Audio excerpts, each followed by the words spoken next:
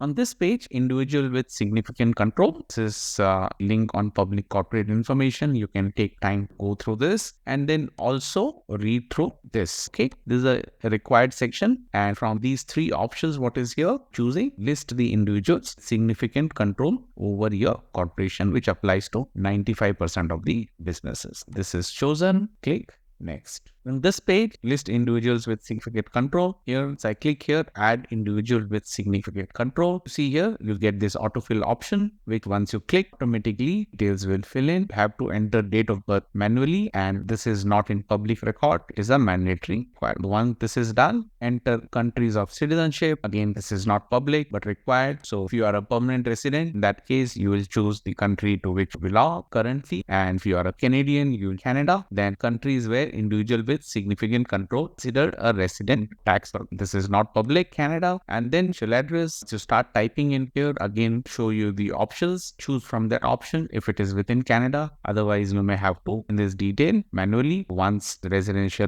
address data has filled down, should a different address be made public? I have chosen no, which is a default. If you want to change yes, then the address detail will be asked. No, type of interest or control. Here once come drop down, select all controls or direct 25% on more of shares. Based on this selection, additional detail you'll have to fill directly or indirectly held, individually, jointly, or in concrete, usually percentage interest. Now this is a range here, more than 75% of the share. You will have to select best option, what you think this drop down. So more than 75% of the share here, then add. Now you see the detail has been added here and it shows control started. If you want to update, go and update here. If you want to remove, do that. That option exists, and then click next. So this is the review and confirmation section. Whatever you filled, you will be able to download the report and check, recheck and cross-check. Once you have done with that, click I confirm, then privacy notice, go through this, then click next.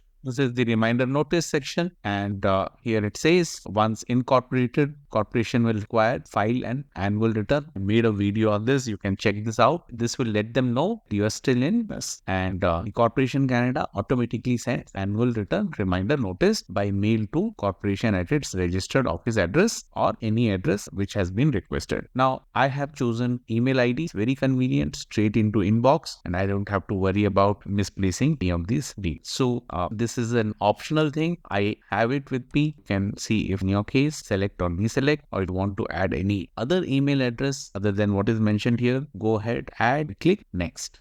This is the full access manager section.